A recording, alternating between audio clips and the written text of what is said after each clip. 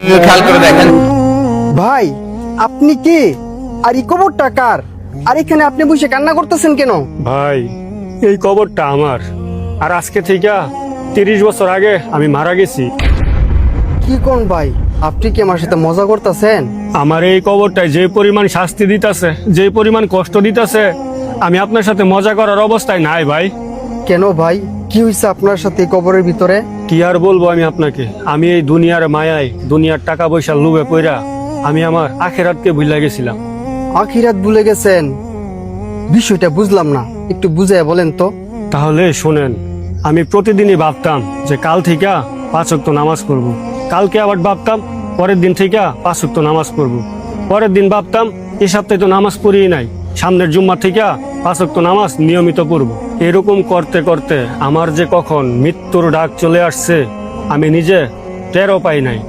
আমি মৃত্যুর আগে আল্লাহর কাছে শেষবারের মতো তওবা করার সময়টাও আমি পাই নাই।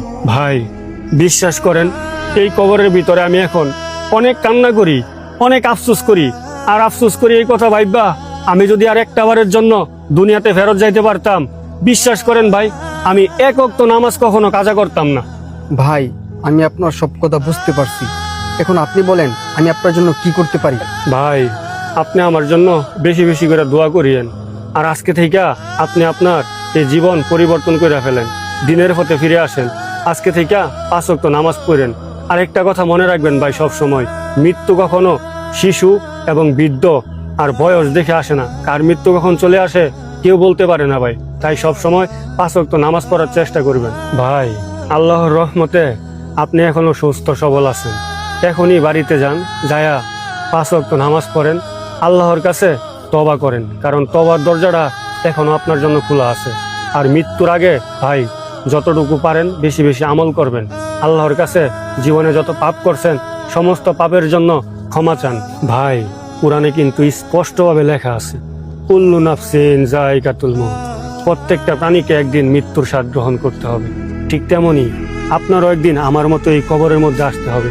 আমার হাতে তো আল্লাহর কাছে তওবা করার মতো কোনো সময় ছিল না, আপনার হাতে এখনো অনেক সময় আছে, এখনই বাড়িতে যায় আল্লাহর কাছে তওবা করুন, দিনের পথে ফিরে আসেন। ভাই ভাই আপনি যা বলছেন সব ঠিক কথা বলছেন, আমি এখন থেকে কোনো নামাজ।